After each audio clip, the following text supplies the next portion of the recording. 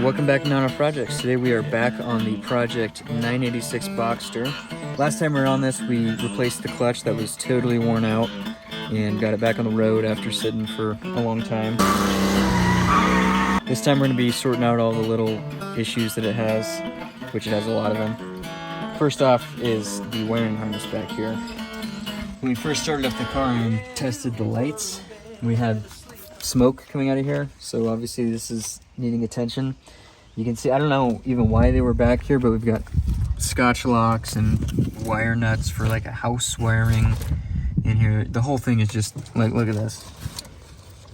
Wires just cut partially for no reason. That harness is basically beyond saving, especially because I found a good used harness for like 60 bucks, which that's getting off easy. So let's start unbolting the relay box and unplugging everything, and hopefully it will plug and play.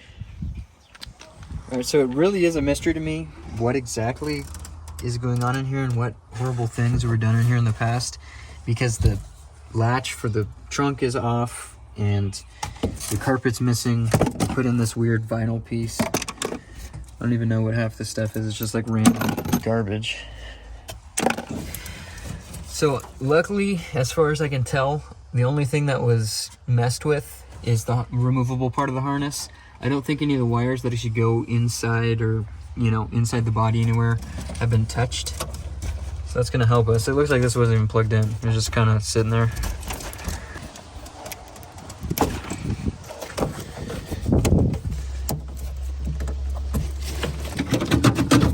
Taillights are loose apparently. That's kind of interesting. Oh, scotch locks, of course. Why not?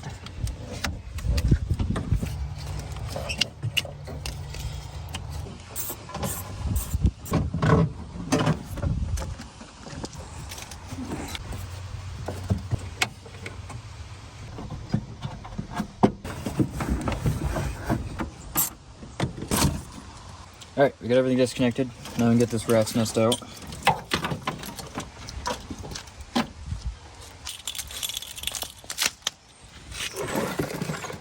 Do a quick comparison here. Looking good. This is out of a 98 or a 99 with the same options and everything, so it should be plug and play. All right, shove this back in here where it belongs.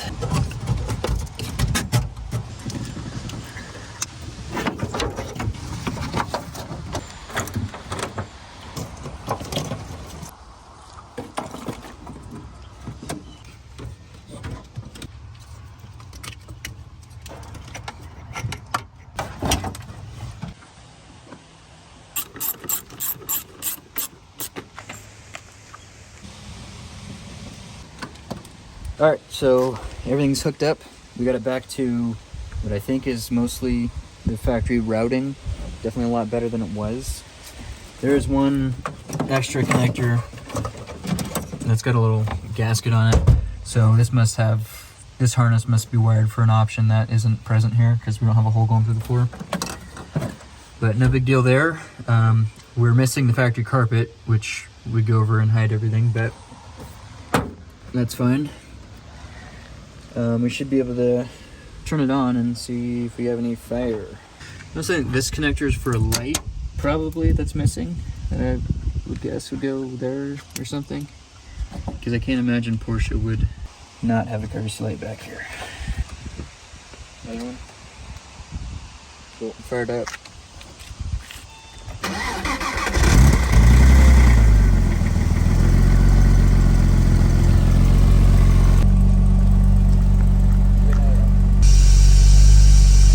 All right, everything seems to be working.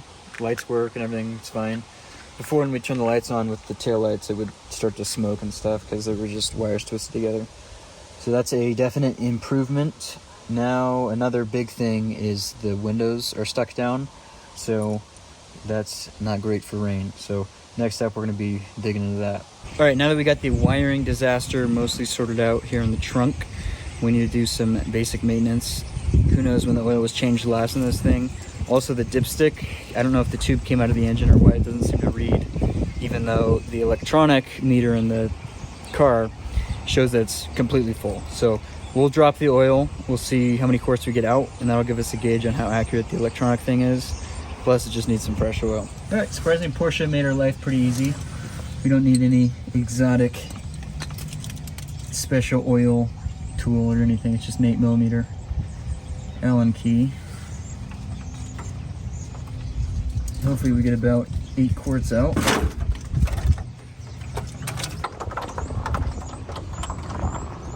Alright, so it might be kind of hard to see, but there is a little bit of metal glitter looking stuff. I don't know if it shows up on camera, which is not a great sign. This wasn't a clean pan to start with, so I don't know if there was something in here, but we're gonna definitely want to keep an eye on that. Alright, so this thing takes a surprising amount of oil. I think it takes 8 quarts. We didn't change the filter though, because we just changed that while we were under it last time. Yeah, so we'll ballpark it and see how we do. It takes this 540, just like Mercedes or anything like that. So, nothing too exotic. Definitely not a car that you want to spill any oil on.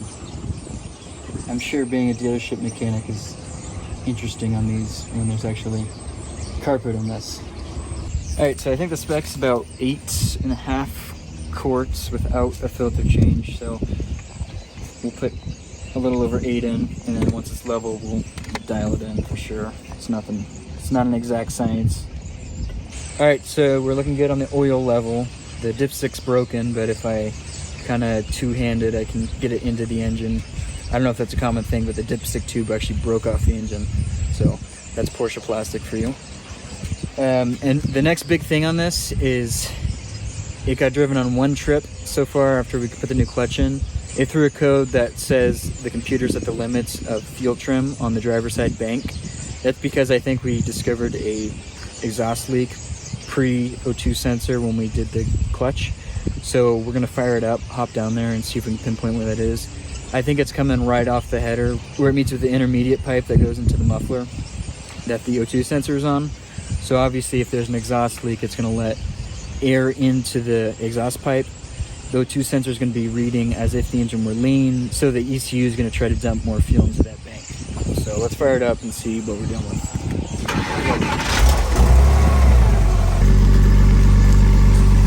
All right, so sure enough, if you come in from this side, you'll be able to see.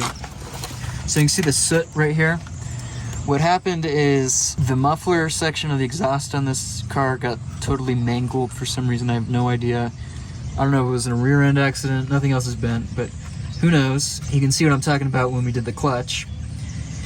And because of that, this was sitting farther back than it was supposed to. And whenever this was tightened down last, it actually pulled forward off of the header, and the header has like a lip that's bent that's supposed to seal against the gasket. I think it's just straight right now. So what we're gonna need to do is pop all of these bolts that we had to replace off and see what we're dealing with. But you can see the soot witness mark of where it's leaking.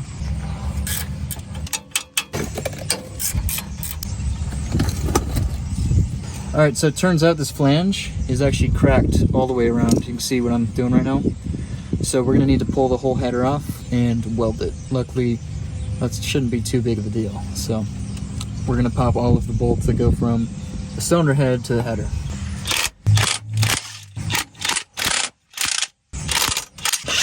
Right, so hopefully it just takes steel shim gaskets, yep, which we can reuse, so that's a plus. Kind of a funky exhaust setup. I'm guessing these are for the EGR. This port here. Kind of surprising. I mean, these aren't super huge exhaust ports or anything. But, all right, let's get this on the bench and see what we can do to repair it. All right, so you can probably see a little better outside the car what our issue is. You can see light in that crack. See my finger moving back and forth. That is what our problem is. So what we're gonna do is clean up really good all the way around here, and we'll just lay a bead all the way around the circumference, and that should do it for us. So I'll just get the wire wheeling and get this as clean as we can. It's not gonna be super pretty, but it should get it fixed. All right, so since it's kind of a weird place, I wasn't able to get it super clean. It's going to be fine. The weld's probably not going to be super pretty, but we just need the seal. So we're going to go ahead and buzz her on there. All right, so that should be good enough to seal us up, hopefully. Yeah, so I guess we're ready to get this back on the car. Back on we go. Now hopefully when we tighten this up, it doesn't crack again. I don't know why that happened last time. All right, now we'll fire her back up and see if we feel any leaks.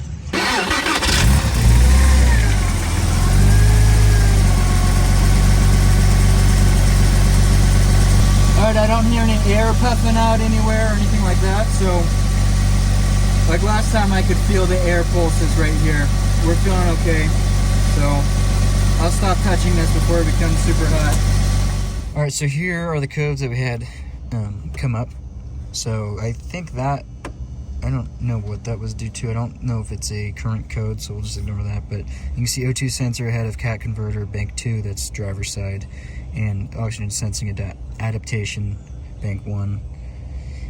This code is for driver's side trim, fuel trim reached max limit. So we're gonna clear all of these and hopefully they don't come back up. So it's gonna take a drive cycle before we know. Obviously that was an issue, so I'm 99% sure that's what we were dealing with. It's not even in closed loop yet, I'm sure, so here's our 2 oxygen sensors ahead of the cat.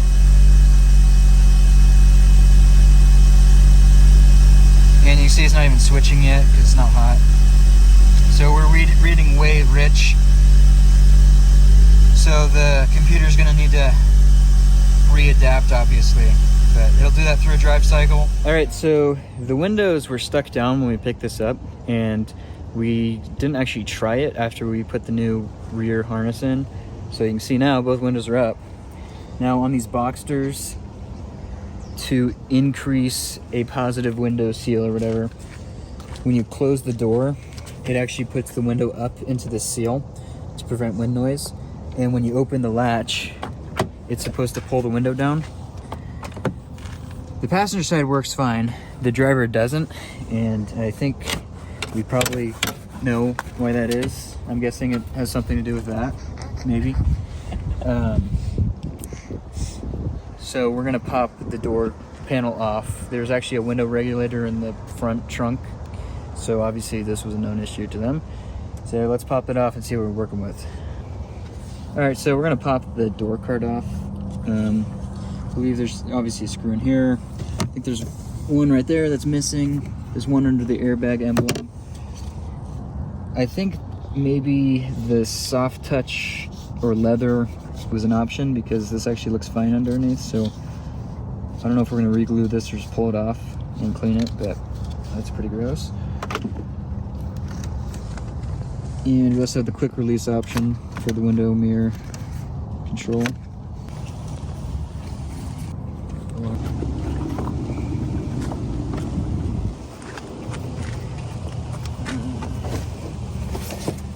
Get our door lock mechanism, which comes off somehow. Without breaking. There we go.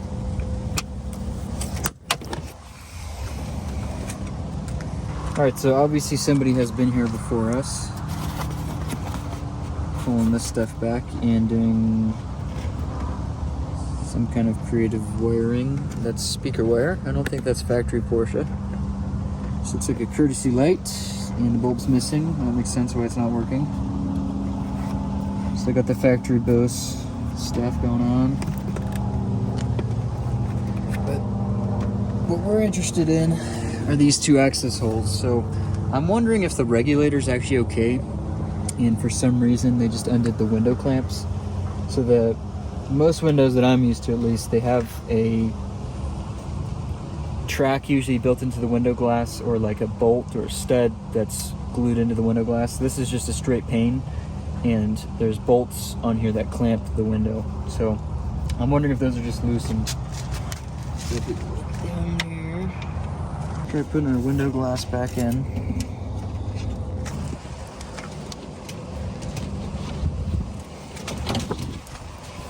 So I think this clamp on this side is actually kind of tightened a little bit. That's why the window wouldn't go in. So I'm wondering if they replaced the regulator and the one in there is actually used and didn't clamp it right, maybe? I don't know. And then they did whatever butchery they did to the rear harness to make the window stop working.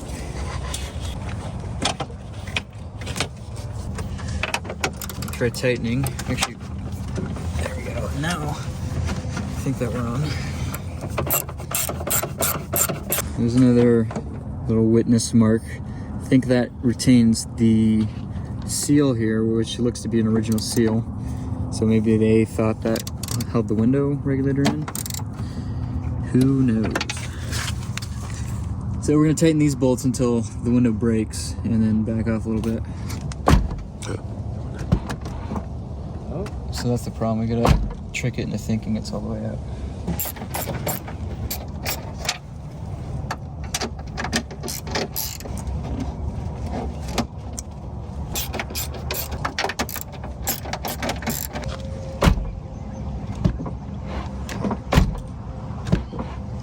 Alright, so even with the window clamped, the motor stopped working or something, so we're gonna pop this off and just see what we're working with since we're here. Look at that. Got a score. Well, it's only Harbor Freight, but 10mm. There it goes. So these are the studs for the window motor. Go ahead and pop these off and see what we're dealing with. Go ahead and try to use it as Isaac. Never seen a window motor with that many connections to it. Hold it. Yep. Okay.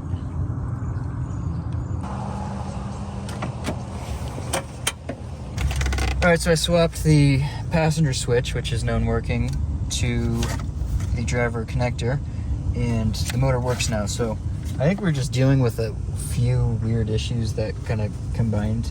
The switch is faulty, which is maybe why they tried replacing the regulator, because that looks like a new regulator. It was working, so it's probably just an intermittent thing. So what we're going to do is roll the window all the way up with the working switch, put the window back on, get it all adjusted, and then we'll just need to get a new switch. Alright, so after a bunch of back and forth, I finally figured out that our problem is the window is going too far into the door. It turns out this aftermarket window regulator that they put in the driver's side, this stop was set to this lower position, which I don't know what vehicle that's for, but I ended up pulling the door card off the passenger side and its OEM regulator has to stop right here. So I undid the rivet and pin and moved it up here. So hopefully now that fixes our issues. We'll see. All right, so moving that stop fixed the window. Now it only goes down to right here like it should, and it rolls back up fine. So I think we were just dealing with a combination of problems. The window switch probably failed on the previous owner, and they, for some reason, thought the regulator was bad, so they swapped it out for a crappy aftermarket regulator, which wasn't the proper fit for this. But now I think we have it resolved. We'll just need to get a new switch, but no big deal. So I think that's kind of the major issues that are easily fixable on this thing. Now it's ready to get driven around and kind of see what other issues rear their head. The last major thing, which is probably obvious, is this top is totally trashed. So that's going to be our next project on this thing. We're going to be replacing the top. The car actually came with a new top, so we'll see how it fits. So yeah, I'll see you guys then.